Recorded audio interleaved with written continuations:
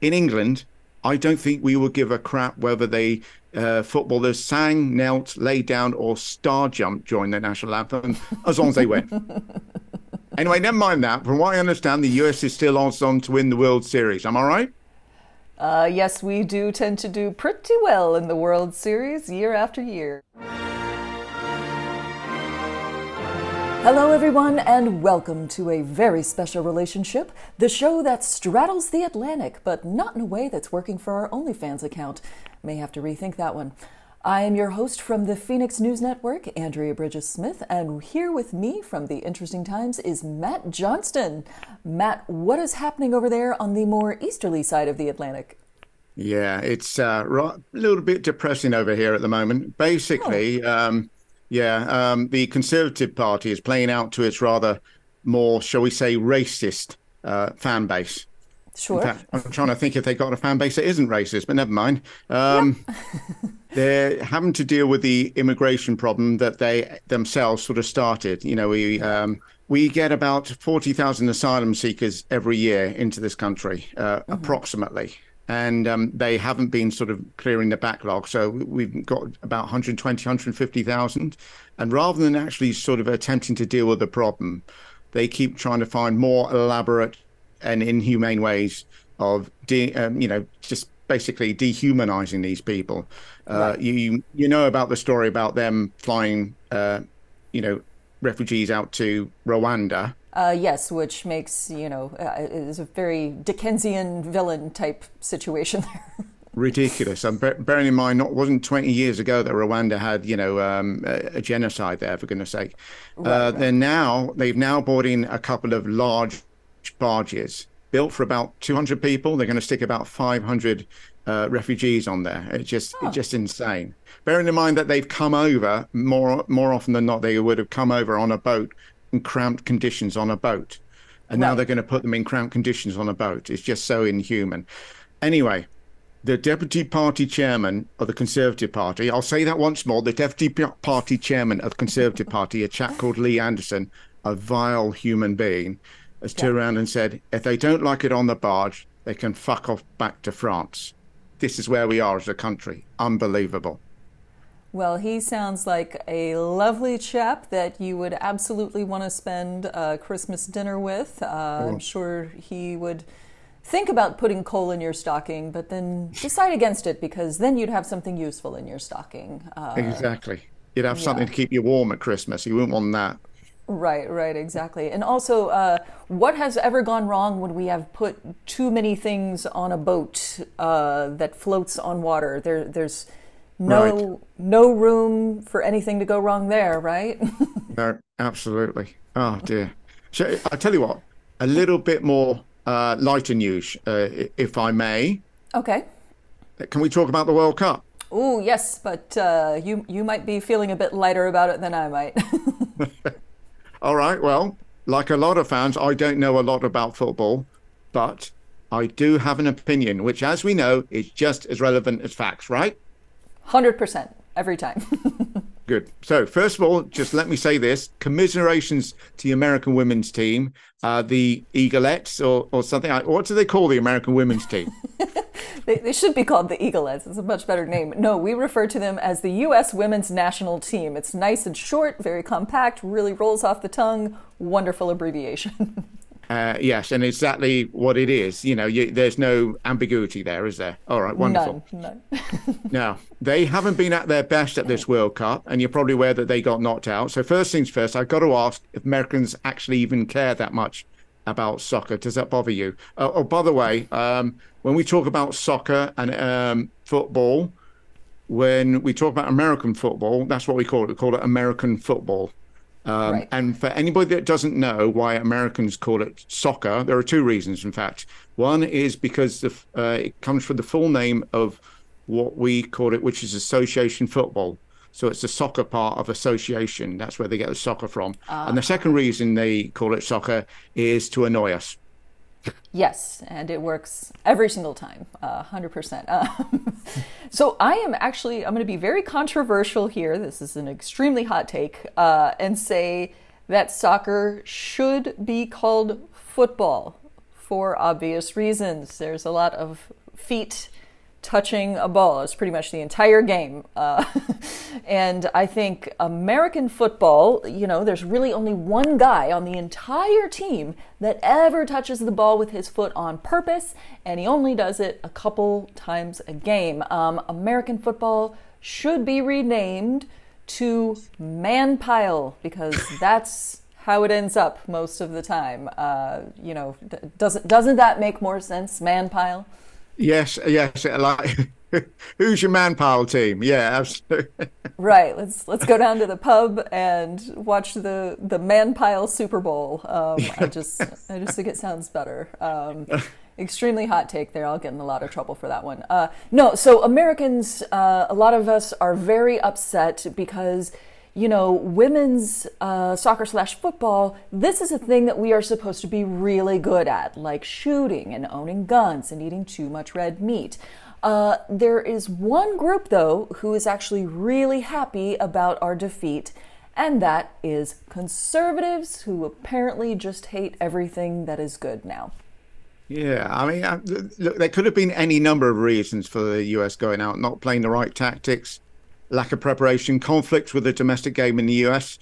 But the one reason I was not expecting has come from the right wing media, essentially. They've said it's because the Americans were too busy kneeling to win, which I thought was fair enough, especially if it was during the game. I mean, you don't want to make it any harder for yourself to play football by not even standing. I mean, that's ridiculous. Sure, yes.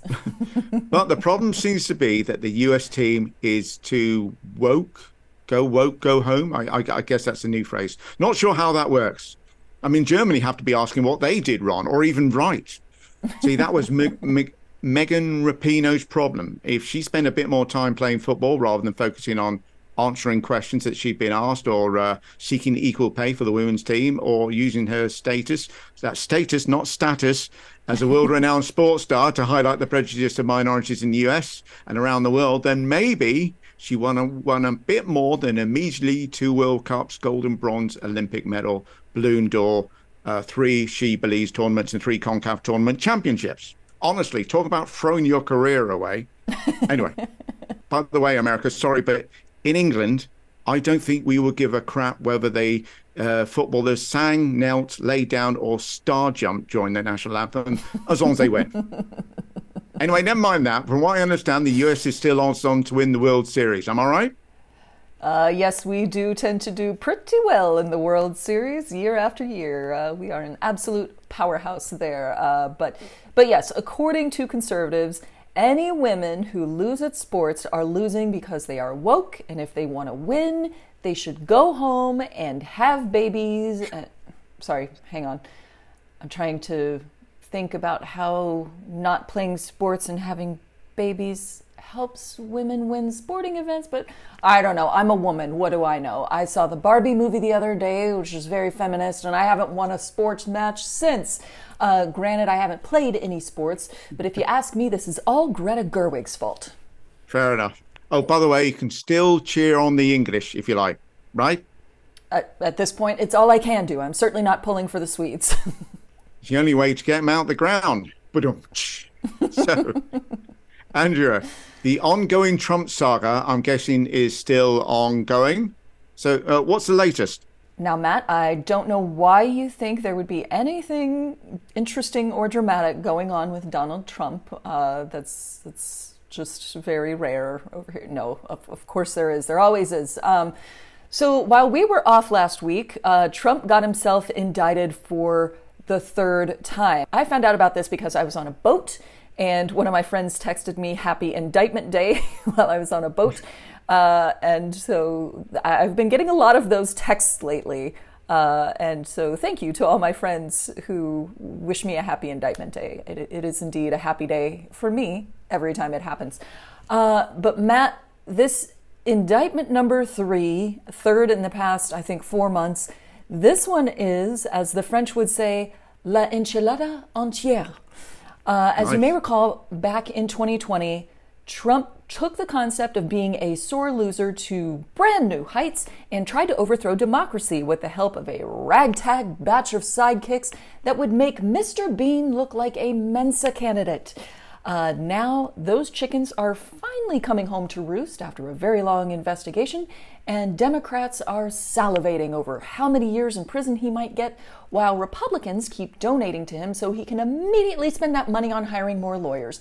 I'm truly amazed that there are any lawyers left for him to hire. Luckily, there is no powdered wig budget like with your barrister, so we're in a good spot there. Lately, there has been a rash of news headlines with titles like, "Could Trump serve as president from jail?" And that is just a very weird thing to have going on in your country.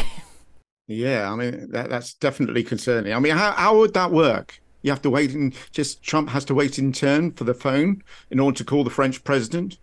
And your vice president can only see him during office hours. Right. And I'm not even going to get into conjugal visits. Yes, let's definitely try to never, ever, ever think about those. So while you've got your political woes over there, Andrea, at least this guy's out of office, which is more than can be said for our very own Nadine Dorries, Member of Parliament for Mid Bedfordshire. For anyone that doesn't know where that is, just go to Bedfordshire and head for the centre. Anyway. Great directions. It's like Google Maps right in front of me. Nadine Dorries, who said that following on from Boris Johnson's resignation honours in which she wouldn't be given a seat in the House of Lords, she would be resigning with immediate effect. Now, that was done on the 9th of June, 2 months ago. She's still there, still picking up the paycheck and still not doing the work. So no change there then. So for our American listeners who are not familiar with Nadine, can you give us some background on who she is and how bad is she? If she's friends with Bojo, I'm assuming she's an absolute viper. Well, a viper would suggest a sense of cunning, and she definitely doesn't have that. She has a show on Talk TV, which is a UK network owned by Murdoch. Who else? And each week she invites on guests who tell her she's wrong about everything. Genuinely entertaining. It's wonderful to watch. She just sits across from these people spouting nonsense and they go, "No, that's wrong. You're on for this reasons." Honestly, I'm thinking of putting a montage together and setting it to music. Maybe The Entertainer or something like that. I think that'd be a winner, definitely. So you won't be surprised to know that she is completely besotted with Johnson to the point that Johnson can do no wrong. He certainly never lied. She's just about the only person in the country that thinks that Johnson never lies, and that includes Johnson himself. So the best way to describe her, really, for anybody that doesn't know her, is she's a Marjorie Taylor Greene without the biceps and indeed without the guns. Okay, that makes sense. Picture's starting to form in my head.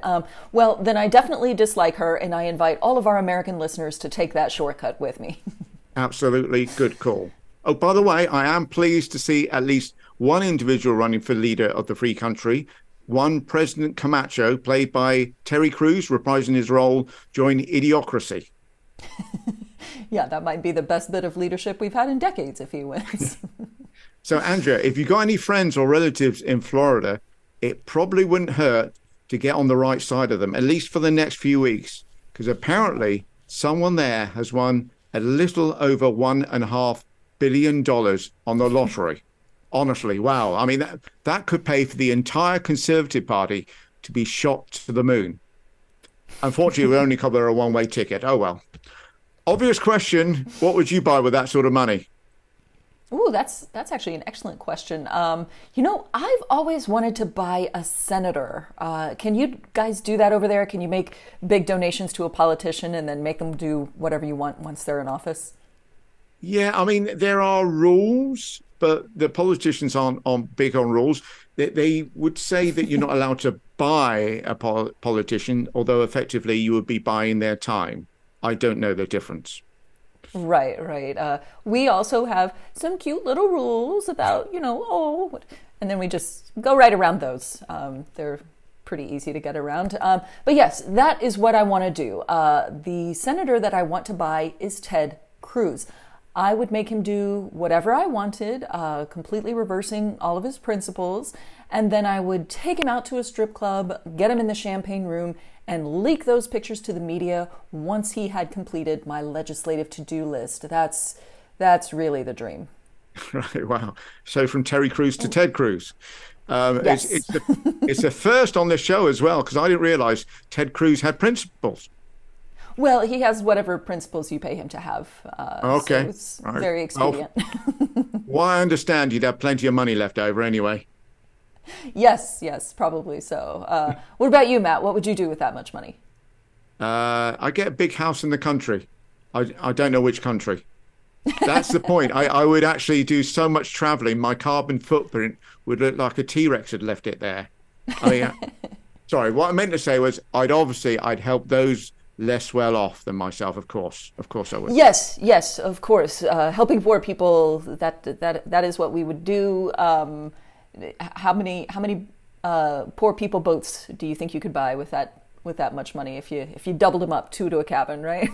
Oh, God. Oh, yes, that's a good point. Yeah, crikey.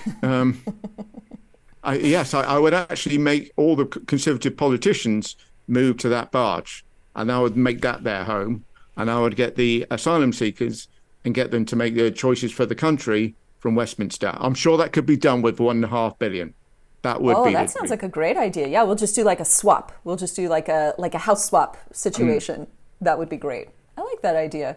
You should be in charge of things, Matt. Why aren't you? Why does nobody ever ask me? But never mind. All right. Thank you very much, everybody out there. Thank you for being out there. It's a lot better than you being in here because that would just be plain weird. And also, thank you to Andrea Bridges-Smith for joining me today. And if you want to see Trump jailed, and let's be honest, who doesn't, then do catch up on everything in the way of American politics. You can do that with Andrea's show at Phoenix News Network. I can't promise any British politicians being jailed, but I can certainly give you plenty of reasons why they should be.